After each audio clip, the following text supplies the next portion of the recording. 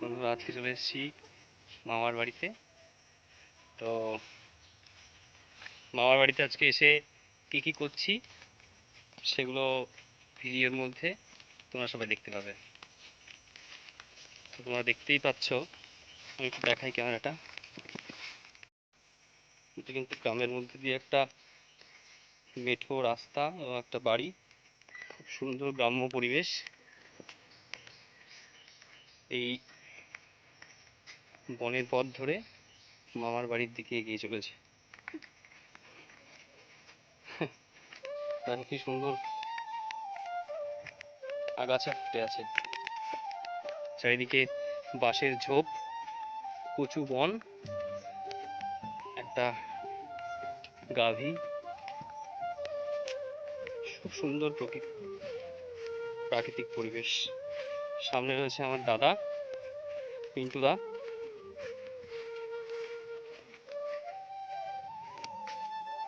গ্রামের মেঠো রাস্তা,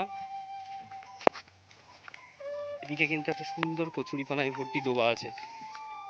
ওদিকে কানাকুয়ো, ব্যাঙের আওয়াজ ভেসে আসছে, যদিও ক্যামেরাতে সেটা ক্যাপচার হচ্ছে না হয়তো। প্রত্যন্ত গ্রামের মেঠো পথ আগাছায় পূর্ণ, খুব সুন্দর, ভালো লাগে এখানে আসলে।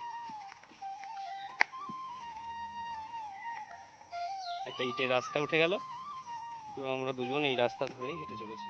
যদিও আমি পিন্টু দাদের বাড়ি কিছুক্ষণ আগে এসেছি, আমার ড্রেস দেখে তোমরা বুঝতে পারছো যে আমি সেটা চেঞ্জ করেছি। এটা পরে এসেছিলাম, এখন অন্য আমার ছোটো মামার বাড়ি যাচ্ছি। একদিকে গ্রামের সুতোর দড়ি বানানোর কাজ চলছে, পাটের দড়ি। এদিকে খুব ছায়া ঘেরা জায়গা, একদম গ্রাম্য ভাইবস আছে।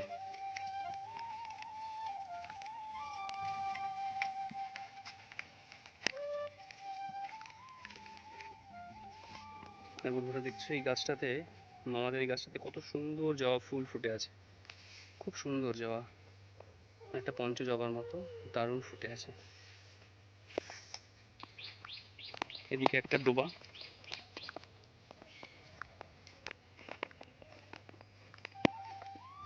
এদিকে একটা ডোবা, এদিকে প্রচুর ডোবা আছে। হ্যাঁ, প্রচুর ডোবা। আর এখানে অনেকগুলো হাঁস খেলা করছিল,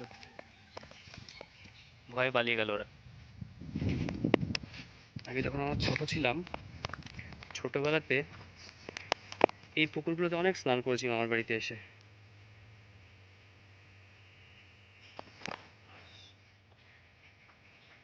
এগুলোই পুরো গ্রাম্য প্রকৃতির নিদর্শন। হ্যাঁ, হাঁস পাওর থেকে মাছ খেয়ে সন্ধ্যার মধ্যে নিজের ঘরে ফিরছে,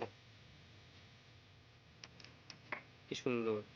বন্ধুরা, জলের মধ্যে এই আগাছাটার কি সুন্দর রূপ, কি সুন্দর লাগছে না?